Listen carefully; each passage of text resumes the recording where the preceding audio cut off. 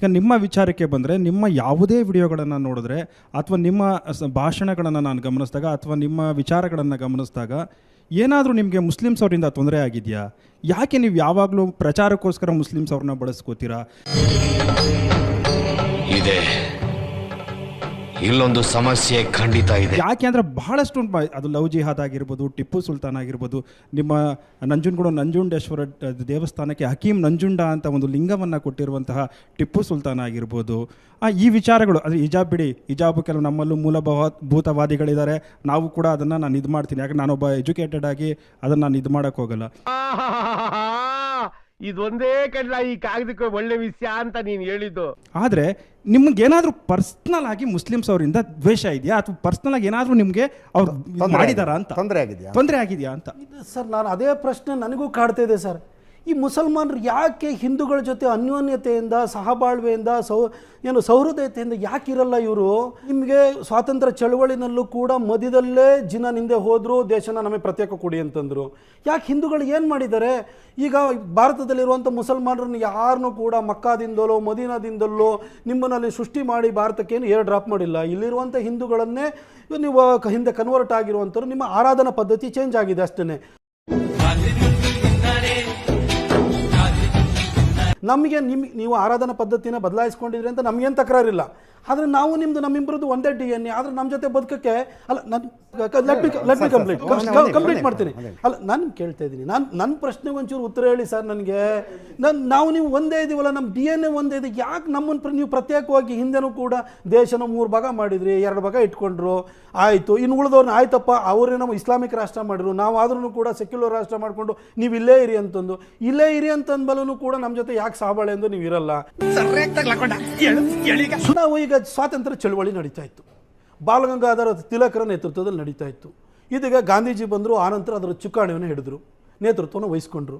ಈ ಮೊದಲು 1919ರಲ್ಲಿ ನೀವು ಖಿಲಾಫತ್ ಚಳವಳಿನ ಯಾಕೆ ಪ್ರಾರಂಭ ಮಾಡಿರಿ?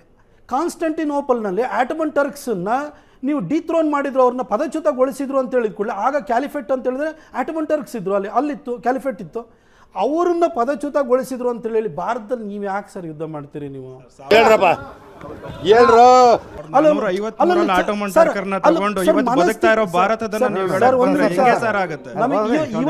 ಇವಾಗ್ಲೂ ತಕರಾರು ಯಾಕೆ ಆಗ್ತಿದೆ ಅಂತಂದ್ರೆ, ಅವತ್ತೇನೋ ಮಾಡಿರು, ಇವಾಗ್ಲೂ ಅದೇ ಮನಸ್ಥಿತಿನ ಯಾಕೆ ತೋರ್ತಾರೆ ಅನ್ನೋದೇ ಇವತ್ತು ಎಲ್ಲರಿಗೂ ಪ್ರಶ್ನೆ ಇರೋದು. ಮಾಪಳ ದಂಗೆ ಆಯ್ತಲ್ವ ಕೇರಳದಲ್ಲಿ, ಯಾಕಾಯ್ತು ಸರ್? ಈ ಸ್ವಾತಂತ್ರ್ಯ, ನಾವೆಲ್ಲರೂ ಕೂಡ ಸ್ವಾತಂತ್ರ್ಯಕ್ಕೋಸ್ಕರ ಹೋರಾಟ ಮಾಡ್ತಿದ್ರೆ ನೀವು ಕ್ಯಾಲಿಫೆಟನ್ನು ಉಳಿಸ್ಕೋಬೇಕು, ಅದನ್ನು ರೀಸ್ಟೇಟ್ ಮಾಡಿ ಅಂತ ಸ್ಟಾರ್ಟ್ ಮಾಡಿರಿ.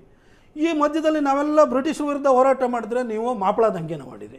ಯಾಕೆ ಸರ್ ನೀವು ಮಾಡ್ತೀರಿ? ಹಾಗೆ ಇದನ್ನು ಹೇಳ್ತಿರಲ್ಲ, 1938 ಸಂದರ್ಭದಲ್ಲಿ ಥಾಟ್ಸ್ ಆನ್ ಪಾಕಿಸ್ತಾನನ ಅಂಬೇಡ್ಕರ್ ಅವ್ರು ಬರ್ತಾರೆ, ನೀವು ಮುಸಲ್ಮಾನರು ದಲಿತರು ಒಂದೇ ಅಂತ ಹೇಳಿದ್ರಲ್ಲ, ಥಾಟ್ಸ್ ಆನ್ ಪಾಕಿಸ್ತಾನ. ಇವಾಗ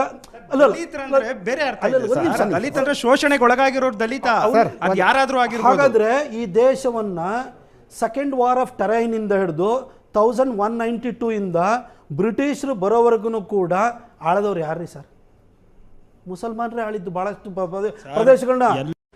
ಓದದ್ ಕಲರಿ ಅನ್ಎಜುಕೇಟೆಡ್ ಬಾಡೈತವ ಎಲ್ಲರೂ ಬಹುಮನಿ ಸುಲ್ತಾನೇಟ್ ಇರ್ಬೋದು, ಹೈದರಾಬಾದ್ ನಿಜಾಮ್ ಇರ್ಬೋದು, ಆರ್ಕಾಟ್ ನವಾಬ್ ಇರ್ಬೋದು, ಡೆಲ್ಲಿ ಸುಲ್ತಾನೇಟ್ ಇರ್ಬೋದು, ಪ್ರತಿಯೊಬ್ಬರನ್ನು ನೀವು ಆಳ್ವಿಕೆ ಮಾಡಿದವ್ರೆ.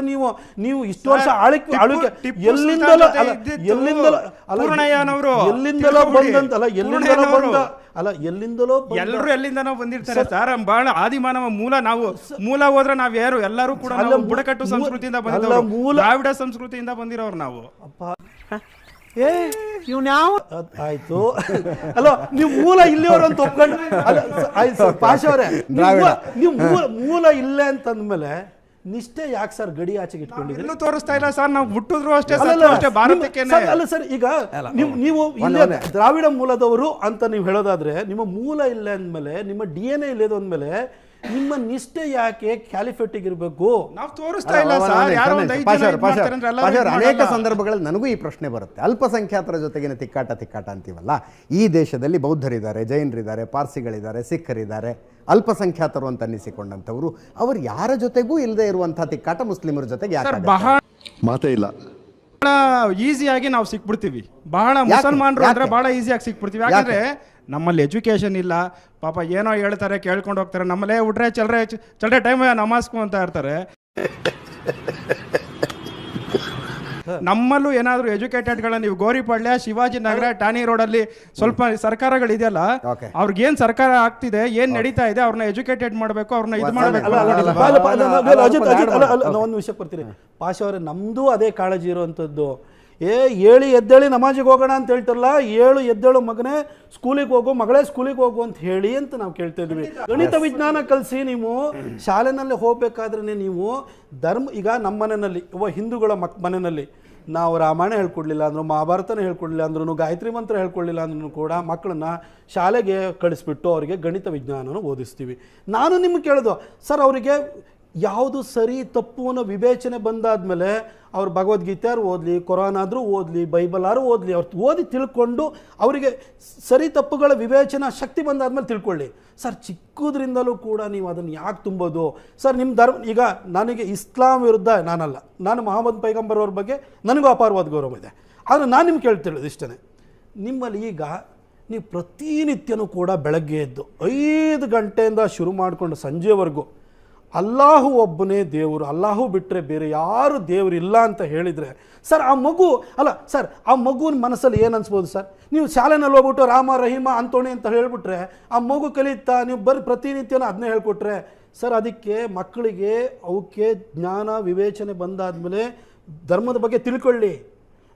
ಆದರೆ ಇವಾಗ ನೀವು ಗಣಿತ ವಿಜ್ಞಾನವನ್ನು ಕಳಿಸೋದಕ್ಕೋಸ್ಕರ ನೀವು ಶಾಲೆ ಕಳಿಸಿ, ಮದ್ರಸ ಕಳಿಸ್ಬಿಡಿ ಸದ್ಯಕ್ಕೆ.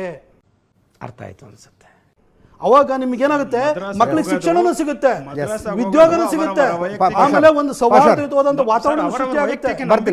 ಅವರವರ ಧರ್ಮದ ಕೆಲವು ಆಚಾರಗಳಿರ್ತವೆ. ನಾನು ನಿಮ್ ಜೊತೆ ಡಿಬೇಟ್ ಮಾಡಲ್ಲ. ಒಂದೇ ನಿಮಿಷ ಸರ್, ನಾವು ರಾಮ ಒಬ್ಬನೇ ದೇವರು, ಕೃಷ್ಣ ಒಬ್ಬನೇ ದೇವರು, ಅವ್ರು ಬಿಟ್ಟರೆ ದೇವ್ರಿಲ್ಲ ಅಂತ ಹೇಳಲ್ಲ. ಮೊಹಮ್ಮದ್ ಪೈಗಂಬರ್ ಪಕ್ಕದಲ್ಲಿರೋ ಒಬ್ಬ ಉಪವಾಸ ಇದ್ರೆ ನೀನು ಅನ್ನ ತಿನ್ಬೇಡ ಅಂತ ಹೇಳ್ತಾರೆ ಸರ್ ಪೈಗಂಬರ್. ಒಂದೇ ನಿಮಿಷ. ನಮಗೆ ಸಮಸ್ಯೆ ಏನಾಗುತ್ತೆ ಅಂದ್ರೆ, ಬೆಳಗ್ಗೆದ್ದಾಗಿಂದ ರಾತ್ರಿ ಮಲಗೋ ತನಕ ಒಂದು ಪುಸ್ತಕ, ಒಂದು ಧರ್ಮವನ್ನೇ ಸೆಂಟರ್ ಆಗಿ ಇಟ್ಕೊಂಡು ಯೋಚನೆ ಮಾಡಿದಾಗ ಈ ಸಮಸ್ಯೆಗಳು ಬರ್ತವೆ. ಪ್ಲೀಸ್, ನಾನು ಇದಕ್ಕೆ ಹೇಳ್ತಾ ಇಲ್ಲ. ನಾನು ಯಾರು ಒಂದೇ ಮಾತ್ರ ಅನ್ನೋ ಅಂದ್ರೆ ನಾನು ಧರ್ಮಗುರುನ ಕೇಳಲಿ ಅಂತ ಉಳಿದ ಧರ್ಮದವ್ರು ಯಾರು ಅನ್ಕೊಂಡ್ರೆ ಜಗಳ ಶುರು ಆಗುತ್ತೆ ರೀ. ನಾನು ಧರ್ಮಗುರುನ ಕೇಳ್ಕೊಂಡು ಒಂದೇ ಮಾತ್ರ ಅಂತೀನಿ, ಧರ್ಮಗುರುನ ಕೇಳ್ಕೊಂಡು ಜನಗಣಮನ ಅಂತೀನಿ, ಧ್ವಜಕ್ಕೆ ಸೆಲೆಕ್ಟ್ ಮಾಡಬೇಕು ಮಾಡಬಾರ್ದು, ನಾನು ಮೌಲ್ವಿನ ಕೇಳ್ತೀನಿ, ಪುರೋಹಿತನ ಕೇಳ್ತೀನಿ ಅಂದರೆ